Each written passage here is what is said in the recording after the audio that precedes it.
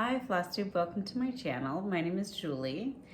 Thank you for tuning in, whether this is your first time finding my channel or whether you have watched some of my previous Flosstubes. Either way, I really appreciate you coming and viewing this today. For those who haven't seen my earlier videos, my name is Julie. I am a stitcher of both samplers and also I like smaller kind of primitive styles. This year I'm on a quest to do 40 starts. So 40 starts in the year of 2026 in celebration of my 40th birthday, which was back in January. So I have a number of those starts and some finishes to share with you today, along with some stitches that I've previously finished and had framed, a little bit of sharing plans for the upcoming period, all of that good stuff. So let me go ahead and get started by sharing my book of days. So I have bought a book of days ever since I started stitching in 2021, I believe, or maybe 2022 is my first one. I can't quite remember. But in either case, what I normally do is, January, I'm really enthusiastic. I'm, stickering, putting in the washi tape, updating it daily. And then by like February, March, it completely trails off. Well, this year, I am doing a challenge to stitch every day of the year through the Sampler Guild. So that's the Sampler Guild in the UK. I should mention I live overseas. I'm in Southeastern Europe. So the UK guild is sort of my closest guild, I have to believe. But in any case, so Linda Haddon, who runs the guild, has set up a WhatsApp group for those of us who are doing the challenge to share finishes and starts and just generally to chat. But that I think has really helped keep me on track with my book of days. So I will try to see if you can see this. So this is January. I've got some tape, some stickers. You won't be able to read my chicken scratch handwriting, but that's okay.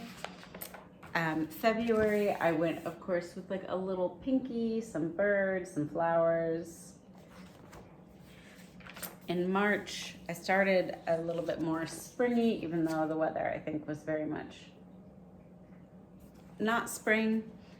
And then into April, I can show you, here's what April looks like so far. I've got the tape and the stickers, and then I filled in my first few days. So off to a very good start with the book of days. And so let me also share with you, as I mentioned, I'm doing 40 starts in 2026. So I'm focusing mainly on smaller pieces, although I do have one bigger sampler that I want to work on consistently throughout the year. I'll talk about that in a minute. But right now, I have been working on sort of two different pieces. Normally I'm a fairly monogamous stitcher in the sense that, not completely monogamous, but in the sense that I will typically like to start a piece and work on it until it's finished. Unless it is maybe a bigger piece, and then I maybe would work on it for, a number of weeks or even a full month, maybe even longer, and then I'll set it aside and go to something else and then work on that consistently. So I don't really jump around. And I like to, once I get things started, I really like to have them finished. But with all that said, I thought I would share the two sort of active whips that I have and then the one sampler that I'm working on this year. So the first piece that I have to share with you today is E Pluribus Unum by Summerhouse Stitchworks. This is stitched on a piece of 40 count farm eggs by XG Designs. And this is meant to get a backing paper and I did not, so let me just put it on the project bag. So this, as you see, is a patriotic piece. I've got about half of it done. So it has the original motto of the United States, E Pluribus Unum. I did change a little bit. I think on the original it has maybe like 18 something as the date here. I don't know if that is meant to stand for anything. I tried to do a quick Google and couldn't figure it out. This, I believe, was based on an original piece of like embroidery. So perhaps for, that much like samplers, maybe it was the date that the girl finished it. I don't know. But I changed it to 1776 since, of course, we are at the sesquicentennial this year. I stated this on my Instagram, but I'm not feeling particularly patriotic this year, given the state of the country and the state of the world and the, throwing out the window constitutional values that we hold near and dear. But I love this message. You know, I think that the strength of the US has always been its diversity. You know, it's not for no reason that we all sort of, you know, grow up bragging about US being the melting pot. And, you know, I think it's all of those different nationalities, ethnicities, races, cultural backgrounds, linguistic backgrounds coming together that really is what makes the United States great. And I think it's such a shame that that is really under attack these days. So this is the one piece that I really felt like spoke to me to stitch for this 250th anniversary. And I think it's really gorgeous. I'm stitching this with Weeks charcoal. I don't think that's the called for thread, and it's definitely not the called for linen, but I really kind of liked this little rustic look. And I've got this just in this project bag, which is actually quite Christmassy. It's like a partridge in a pear. I just love that. I can't remember off the top of my head who made this project bag, but if you are particularly curious, I'm sure I could figure it out. I'm guessing it bought it on Etsy. But that is one whip that I started last month, and I was working on it pretty consistently, but you know, being a monochrome stitch and, you know, fairly dense stitching, it's by no means full coverage, but it is quite dense stitching. So I was up for a bit of a change. So I wanted something springy. We finally, as of yesterday, I think really have gotten the spring weather here. So in any case, I decided to start another piece, and I'll show you the bag that this is in. This is a Stitch Folk bag. This is, I think she called these like her ladies pocket project bags, and I think I got it from her store last year. She, I think, was in a bit of a slump where she wasn't really doing many bags, and recently I think she came out with the Focus project bags inspired by the recovering monogamous stitcher. I didn't grab one of those, completely forgot about it, to be honest, but I hope Barry returns to bag making because hers are just gorgeous. I mean, this pocket is amazing. It actually functions as a pocket. But anyways, the piece that I am working on that is living in here is the Coleus and the Pear by With Thy Needle and Thread. Let me show you the chart first. So this, it's got a bit of glare, is the Coleus and the Pear. This came out just a couple of years ago, 2024, but I haven't seen that many people stitch it. I do think that Brenda, the sampler stitcher, as in Brenda and Laura, has stitched it and finished it, but I really think that she's the only one that I recall talking about it, and that's just a vague, distant memory, so that could also be incorrect. But I have an idea for the finish of this. I'm gonna do it something a little bit unique, but I'll talk about that once that actually happens. But this is my stitching so far, and I'll again do the same where I put a little backing on it. And I just think this basket and the colors, it uses Weeks Dye Works Dove and Poblano Pepper by Classic Colorworks for the ribbon on this basket here in this center motif, and I just think it's absolutely stunning. You can see I've almost got the bow. I just think Brenda Gervais' use of color is, you know, bar none, of course. And I should mention that I bought this as a kit from the Country Sampler. So it came with the linen, which is a 36 count Winter's Brew by R&R, and it came with all of the called for threads, which are primarily Weeks, I think one Classic Colorworks, and a handful, I want to say 3 DMCs. So Country Sampler always has lovely kits. Sometimes, a lot of times actually, they will do, you know, thread conversions and adapt the colors to kind of be, usually I think slightly more muted, more their tones. But this one, they just kitted it up with the called for threads, and I just absolutely love it. And the last piece that I'm working on, although I haven't worked on it, I think since January or maybe early February, I think actually early February, is now a market release. I got it early because it was made available to us after the Ackworth retreat that took place last October in Ackworth in England. So I went ahead and bought it then, but it has since been released, so it's on widespread release. So it is by Cross Stitch Antiques. It is Hannah Whitaker. It is a gorgeous Quaker sampler. And now that I'm looking at it and thinking back, I don't think that I have made any progress on this whatsoever since the last time I showed it to you. But I think it's beautiful enough to show it to you again. I'm getting slightly worried that I'm gonna run out of room, so I'm gonna finish over here to make sure that I'm okay on my width. And then I'm gonna do some double checking on the length just to make sure. Let's see if I can show you a picture. I mean, if you go to Kathleen Littleton, Cross Stitch Antiques Facebook, she's showing this. This is now a little bit bent, but this is a photo that she shared with us, or kind of card that she gave to us at the Norfolk, at the Ackworth retreat. And this, if you can see down here, is a little swan that really hooked me. So I really want to make some progress on that. I originally told myself that I would work on that 5 days a week, and then I just didn't in the month of March, certainly. So these are the threads. Sorry, they're a little bit tangly, but just really beautiful colors, as you can see. So looking forward to getting some more progress on that. So those are the pieces that are sort of in my active whip pile. I originally, I think in my first Flosstube, did a full whip parade. So everything that I haven't finished that, you know, was just sitting away in a box was shown in that video. And a few of those I've finished since then, but these are really the 3 that are sort of more active, so to speak. So I now want to show you some of my recent finishes. 3 of these, I have 4 finishes, or fully finishes, to show you, and a couple more just finishes on the stitching. But for the fully finished items, I have one that is a little bit older.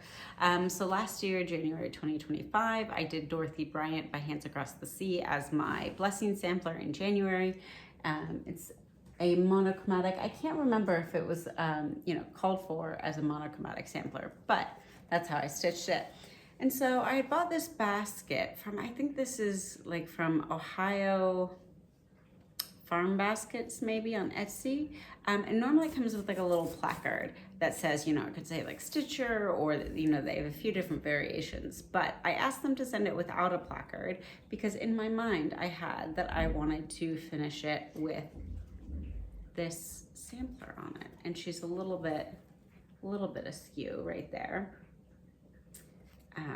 But I think this is on display in my craft room. I usually keep charts and sort of some kits and whatnot in here.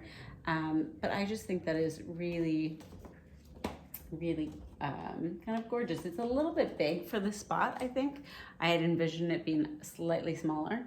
But let me show it to you a little bit up close. So I put a little ribbon on the top. It's just some alphabets, Dorothy Bryant, Noblesse Oblige, Croydon. And then on the sides, I put some ribbon and I've stuck in some little pins. And then in the back, I just put this little hanging ribbon so that I could sort of tuck it and hang it onto the basket. So yeah, I think that's just a really fun way to display a sampler that isn't quite the traditional frame, nor is it a pillow. It's just kind of a unique finish. And I did it myself, and so it's a little bit wonky, but I really like it nonetheless. And really nobody's gonna see it but me, so I think that's really quite key. I also did 3 pillow finishes. So the last time I came on here, I showed some finishes, and I was just talking about how I'm really not a very skilled finisher. You know, I can get the job done, but I just really don't have the patience for a lot of it, and nor the skill, to be honest. But because of where I live, I don't have any finishers local to me, and the only time I can get them to finishers is if I'm traveling to the States or maybe to the UK, and I can send them off from there. I've used Devonna Pfeiffer in the past, and I showed some of the pieces that she had finished for me. She's now fully retired from that, so she's no longer available. But I recently sent a piece to Faye Rigsby, and I showed what she finished for me on my Instagram. A Teresa Kogut ornament she finished as a little drum. Her finishing, I haven't seen it in person yet because it's waiting for me in Chicago at a friend's house who helpfully collects all of my mail while I'm away. But it's stunning based on the photos. So I do have a few more pieces that I'm going to be sending to her, but if I want them in any timely fashion due to the delays on my side, not on Faye's side, I really have to just do it myself. So with that said, I stitched Sugar by Stacey Nash. This was released originally as a PDF at the Jingle Ball this past December. This is by far the biggest animal cracker that I have seen from her line, but really, really cute. This is on, I think, a 40 count piece of flax by Zweigart. She's a big girl. I chose this fabric as the backing fabric.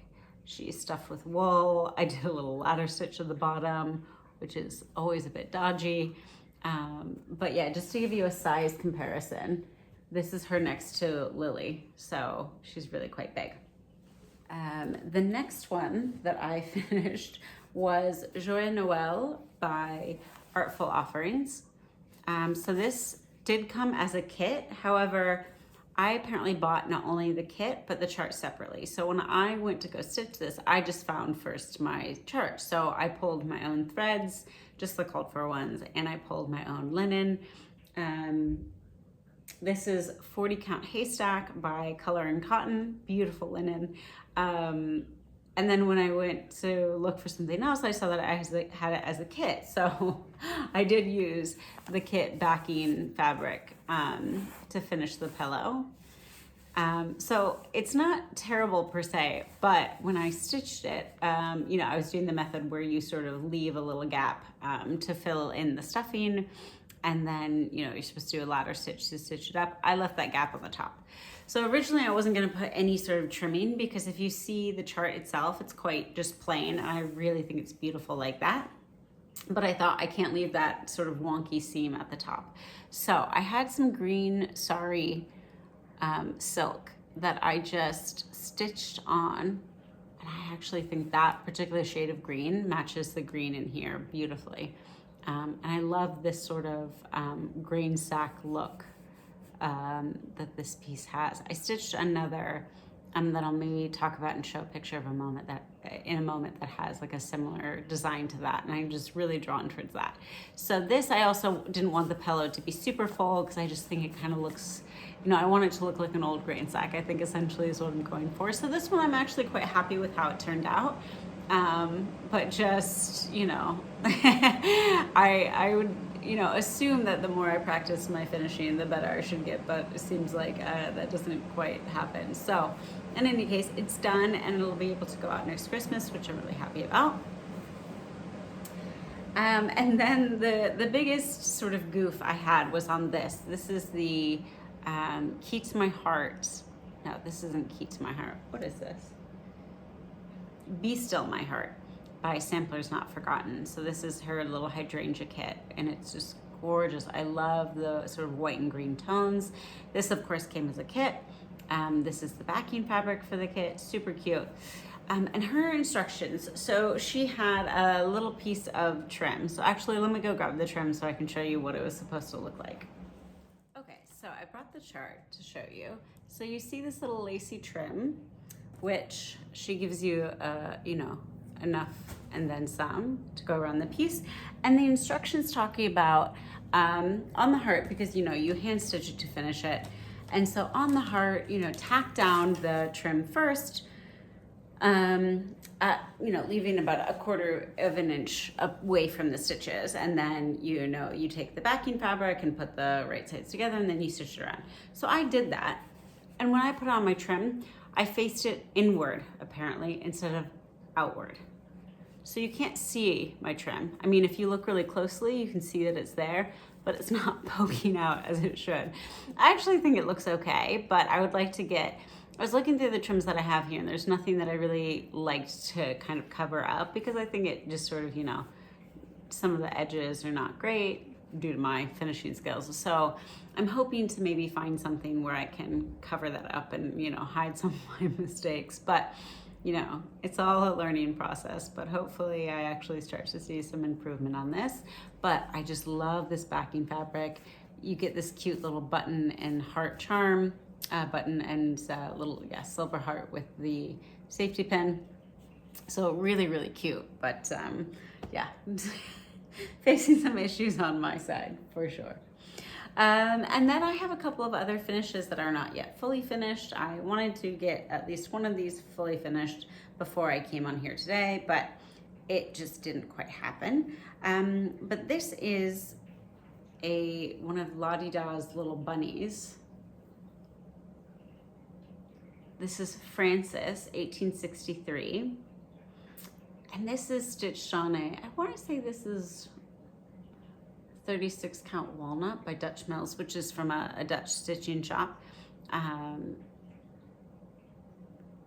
I don't quite know that is the linen, but I suspect that's it. This is one, I always record everything in an Excel sheet, and somehow I didn't record this one down, so I'm not 100% sure, but I think that's it.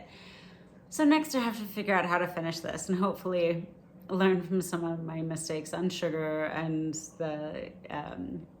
the Sampler's Not Forgotten Heart, but we'll see. I'll hopefully get that done in the not too distant future. That's a nice Easter one. And then one that I'm going to be sending off to be finished is the Mary Alcorn pin mattress. This is this is the third small in the set from Hobby House Press, and this goes with the Mary Alcorn full sampler, which I also have the full size. And so the idea is that you stitch these little smalls and you can display them alongside the full sampler. So this is on a piece of 40 count Thornfield. It came as a kit. This is the top of the mattress. And then you see that it has 4 sides going around. And so you get sent and it's just the alphabet. And you get sent the linen if you bought it as a kit, which I think you can still do, although for sure you can still get the charts from Hobby House. But I think that a mattress finish far exceeds my capabilities, so I'm definitely going to be sending this off to be finished. But once that does get finished, I can hopefully share that with you. And then that will join my drum and my scissor keep. And I haven't stitched the full sampler yet. You know, I've got so many samplers and so many things that I want to stitch that's not super high on my list, but I really like to have all the smalls. And since I already have 2 of the 3 finished, I thought, why not go for that? 2 more other previously fully finished items that I wanted to share. I no longer have because they were stitched as a part of exchanges for retreats. So the first one was from the 2024 Spring Farm Girl Gathering Retreat in Amana, Iowa. And for that, I stitched a piece by Queen Bee Handmade, who's an Italian designer. You can get her designs on Etsy and download them as PDFs, which is really handy. And I stitched, I'll put a photo of it here. It's called the Bee Grain Sack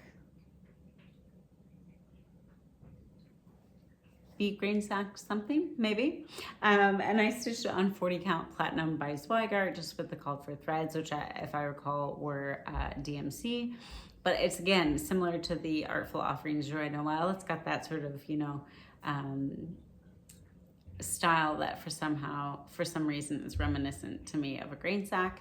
And then the other one that I stitched is La Di Da Little Summer Sampler, which you can see here. This I stitched on a piece of 40 count antique lace by Seraphim Fabrics.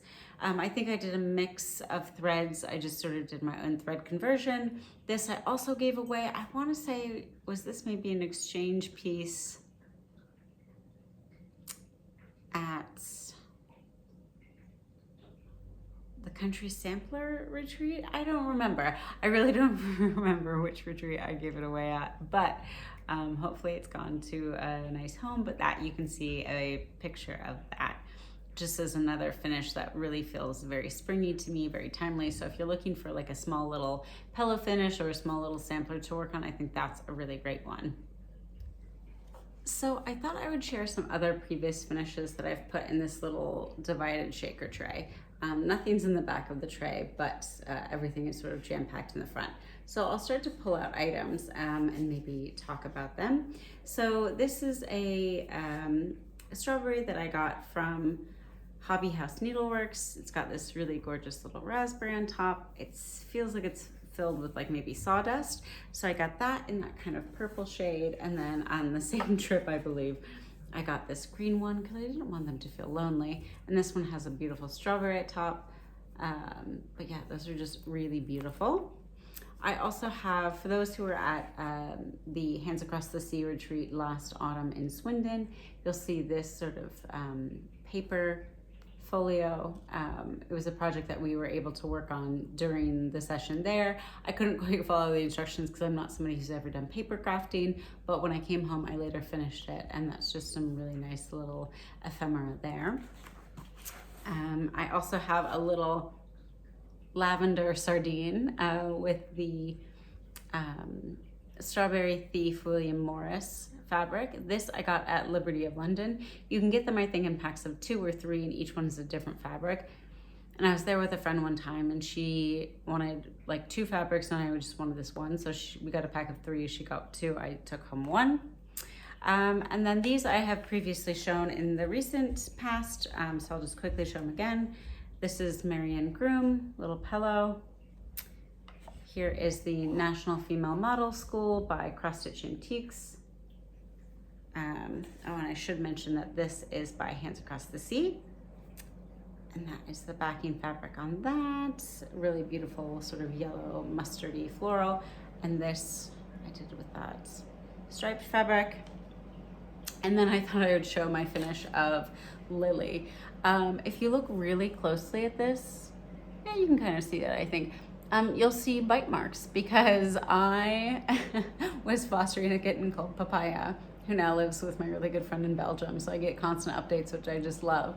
But I had finished Lily as a gift for another friend of mine, who I was going to see and to meet up with in like a week's time. And here's her little spool alphabet that goes with her. But anyway, so I had finished Lily, and I was super proud because I also really loved like the backing fabric, and I thought, oh, this is actually not a terrible job on the finishing, you know, well done, Julie. Papaya gets into my craft room, which I always kept the door closed. I must have left it cracked by accident. She gets in and decides to chomp down on this. So after leaving her bite marks, I really rapidly, and you can also see the bite marks on the back pretty well also. So I stitched a second one to give away, and I kept this one. So those are just a few of the other finished pieces, and I just think they're gorgeous in this little shaker tray. This tray did not survive particularly well the journey back overseas. It's gotten some cracks, and I had to use a little bit of wood glue. But once you stick smalls in there and everything, all manner of sins are hidden. So I'm actually pretty happy with that in the end. Okay, sorry, my camera, my phone tipped over, so I'm sure this angle is slightly different than it was before, but that's the reason why, so apologies for that. But I thought I would also show you a few framed pieces that I had finished in the past. So the first is by Sovereign Samplers. This is Odile Bresson. Sovereign Samplers is, I believe, the design part of the business of the Cruel Goblin. If they're not affiliated with the Cruel Goblin, I think that's maybe like exclusively where they're sold. This is on a piece of 40 count hog bristle by Fox and Rabbit. I remember seeing this online, and this was going to be, you know, it was like an announcement of it being released, and I just thought this is the most beautiful. I don't know, like the colors are so delicate, the stitching is so delicate. I just absolutely love this sampler. A little bit of purple, but not like really in your face. I just think that's stunning, and that's one that I haven't really seen too many people stitch. I know Sovereign Samplers often features in the schoolgirl sampler boxes that the Cruel Goblin ships out 4 times a year. So you may have come across some of their other designs, but that's one that you can download as a PDF on their website. The next one I have is one that has been highly sought after in the secondhand market for a number of years. This is the Birdkeeper by the Goode Huswife. This is on a piece of 40 count Duxbury.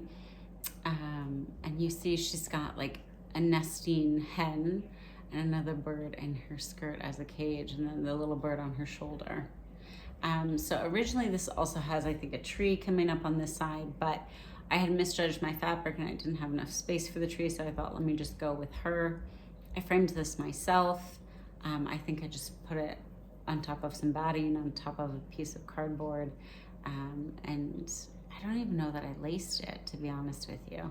I don't know, this was in the early days of my stitching, so I've learned a lot since then, but yeah, I really, really love this piece. Now this chart I had borrowed from somebody because it's out of print. Of course, this all Goode Huswife charts are, but I was able to get it. And every once in a while, I'll see it pop up on eBay. So it's worthwhile keeping an eye out if you're interested in that. And one question that I had for folks. So I have bought, I love Duxbury. It's probably my favorite linen. I just love that grungy look. I think it looks so nice with so many different samplers and with different smalls for that matter.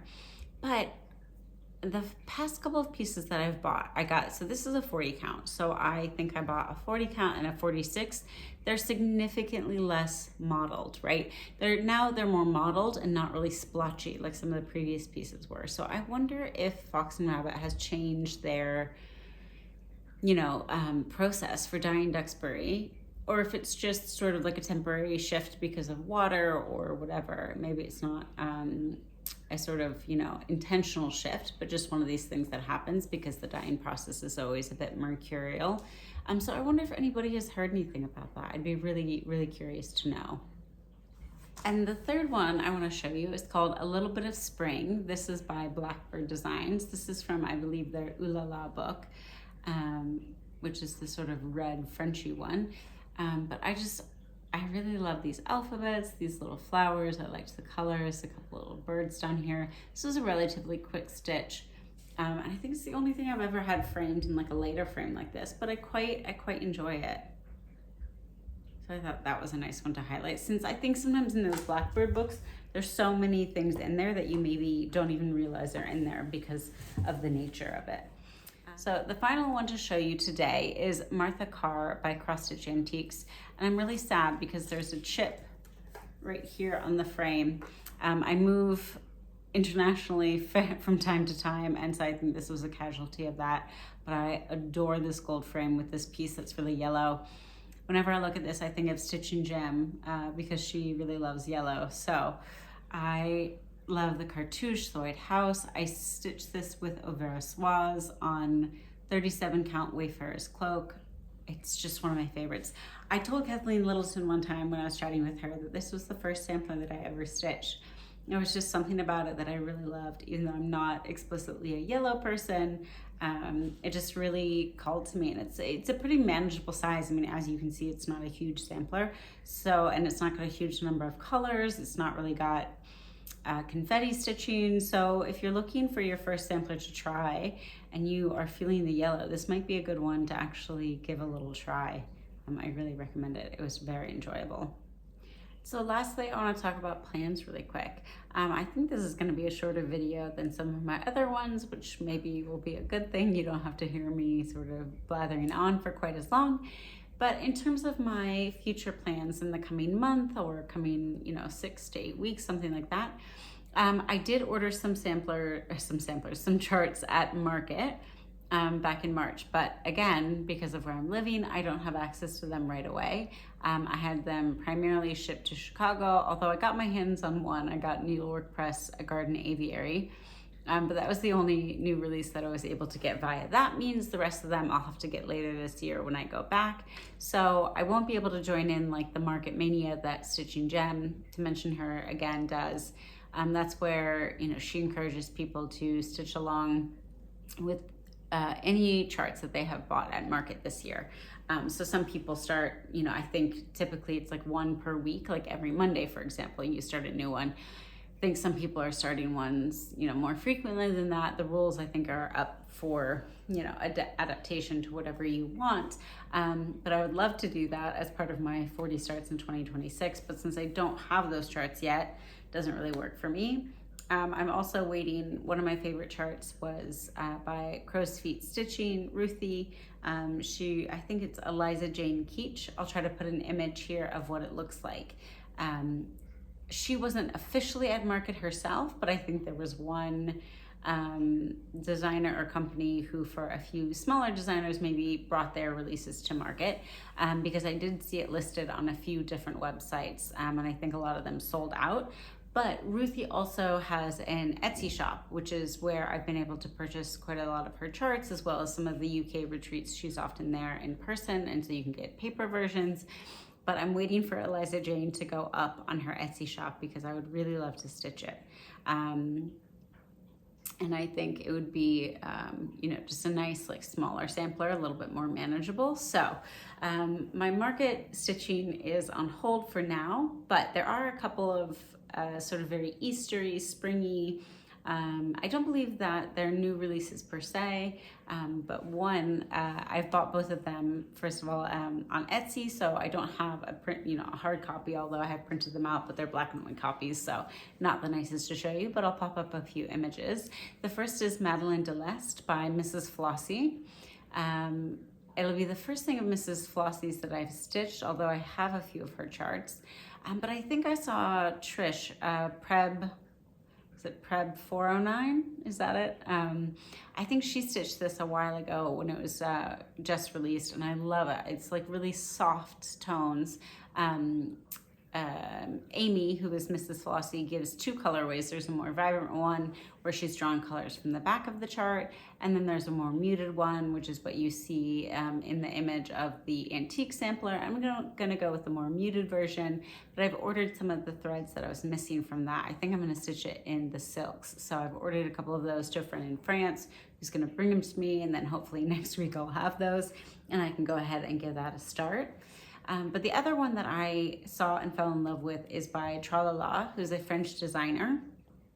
And I know that some of her charts are sold like on 1-2-3 Stitch, so you can get them in hard copy in the States, but she also has online PDFs available. So I went ahead and bought that, and this is Petit Oie, which is Little Goose. And this I love. As you know, I love like the sort of animal crackers, the little, stand-up pieces. So this is along the same line as those. It's the Little Goose, which I should highlight. I'm gonna make her become best friends with Stacey Nash's Olive, which is one of the charts that I got at Market, another Little Goose. But this one I just love, like the purpley pinks. It's just very Easter, very springy to me, and I'm really in the mood to stitch those. So for this, I was also missing a couple of the overdyed threads, so I've ordered those as well, and so hopefully next week, by the time those threads come in, I will be ready to stitch that, because hopefully I will be finished with both the Coleus and the Pear and E Pluribus Unum. My goal is to finish both of those before I start anything new, so hopefully I'll have a little bit of time to actually accomplish that. I also am itching to sort of stitch more samplers again.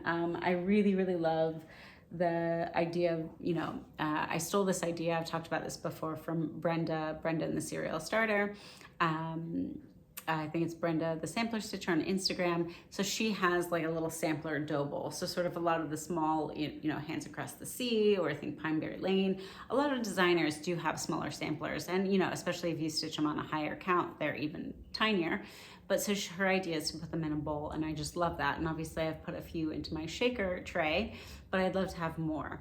So after I stitched this piece and showed it on my last Flosstube, I think it was, somebody reached out and said, Blackbird Designs has a really similar design to that from the National Female Model School. So I looked it up, and again, last time I misspoke as to what the name of the book, because it's in a booklet, was, and so I'm gonna completely blank and forget it again, but I'll put it again here. I'll put an image of it. You can see a lot of similarities. And so I want to stitch that one, but I was looking through crow's feet stitching on Etsy, and I saw that Ruthie also has one from the same school. So it's again really similar, a little bit different. It's more of a floral wreath there, but the overall aesthetic is very similar. So you can definitely tell, even if they didn't have the name of the school on them, you can sort of see that they're from the same school. So now I want all of three of them to live together. So I might do Ruthie's first. And make that into a little pillow similar to this one.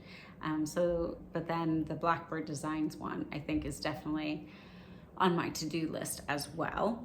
And then the last one that I want to maybe give a start, that's another small sampler. Again, I didn't go into my stash and pull, although I have the chart already in my collection. It is MH 18 something, I think is the name of the sampler, but it's by Needlework Press, but a lot of people know it as the Green Rabbit sampler. It was originally released as one of the schoolgirl boxes from the Cruel Goblin, but it's now, as of I think last year, or maybe even the market in 2024, on wide release. I think it's quite small, so I want to go ahead and get that one and stitch that one up.